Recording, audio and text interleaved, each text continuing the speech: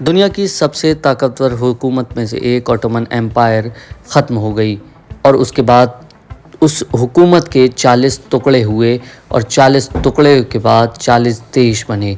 लेकिन टर्की एक छोटा सा देश जो आज भी स्ट्रगल कर रहा है, जो आज भी अपनी ज़रूरत पूरी करने के लिए जद्दोजहद कर रहा है। तैयब एर्दोगान बहुत कोशिश करने के बाद भी टर्की को पटरी पर नहीं ला पाए, लेकिन 100 साल पूरे होने के बाद अब टर्की की किस्मत बदलने वाली है। टर्की की हुकूमत एक ऐसा फ़ैसला कर चुकी है जिससे उसकी किस्मत बदल जाएगी। जब ट्रीटी ऑफ ल्यूज़र्न हुई थी तब उस पर सैंक्शन लगा दिए गए थे। कहा जाता है ट्रीटी ऑफ ल्यूज़र्न के बाद टर्की पर तेल, गैस, पेट्रोल, बंदरगाहों से रेवेन्यू कलेक्ट करना, ये सारी चीज़ों पर पाबंदी लगा दी गई थी। इसमें 156 पॉइंट ऐसे थे जिसके बाद टर्की को मुश्किलात का सामना करना पड़ा था। लेकिन अब ट्रीटी ऑफ ल्यूज़र्न को पूरे 100 साल हो चुके हैं और 2023 में ये ख़त्म हो रही है, क्योंकि 1933 में फर्स्ट वर्ल्ड वॉर की जो पार्टीज़ थी उन्होंने ये ट्रीटी ऑफ ल्यूज़र्न टर्की पर रोक लगाने के लिए ये किया था। उसके बाद ऑटोमन एम्पायर के टुकड़े कर दिए थे और उसमें से 40 देश निकाले गए थे। लेकिन अब इन 40 देशों को इकट्ठा करना और टर्की के साथ लाना तो तैयब एर्दोगान के लिए मुश्किल होगा। लेकिन ट्रीटी ऑफ ल्यूज़र्न हटने के बाद तैयब एर्दोगान अपनी टर्की के लिए पैसा कमा सकते हैं। जो बंदरगाह से आसपास से जहाज़ निकलेंगे, जो टर्की की सरहदी बॉर्डर से होते हुए, समुद्री रास्ते से होते हुए जहाज़ निकलेंगे, उनसे पैसे ले सकते हैं, पेट्रोल निकाल सकते हैं, गैस के लिए रिसर्च कर सकते हैं, अपनी सेना को बढ़ा सकते हैं, अपने हथियार ख़रीद सकते हैं, अपनी सेना को ताकतवर बना सकते हैं, साथ ही साथ डेवलपमेंट के कई ऐसे काम करा सकते हैं जो ट्रीटी ऑफ ल्यूज़र्न में टर्की नहीं कर सकता था। लेकिन अब टर्की के इन सभी कामों को लेकर छूट मिल गई है।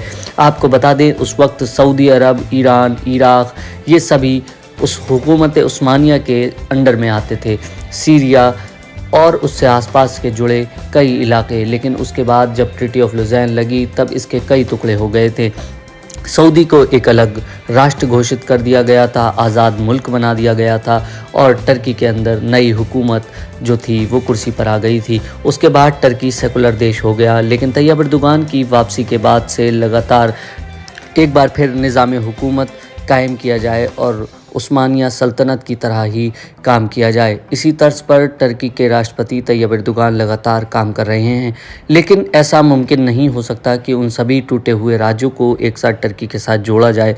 लेकिन ट्रीटी ऑफ ल्यूज़र्न पूरे 100 साल होने के बाद जब ये सैंक्शंस हटेंगे तो टर्की कई ऐसी नए कीर्तिमान रच सकता है, जैसे पेट्रोल निकाल सकता है, डीज़ल के लिए रिसर्च कर सकता है, अपने हथियार बना सकता है, जहाज़ों से निकलने वाले जो उसके समुद्री जहाज़ जो हैं एशिया और जो यूरोप को जोड़ते हैं उनसे पैसे ले सकता है। तो इन सभी चीज़ों को लेकर टर्की अब अपना रेवेन्यू बढ़ाएगा।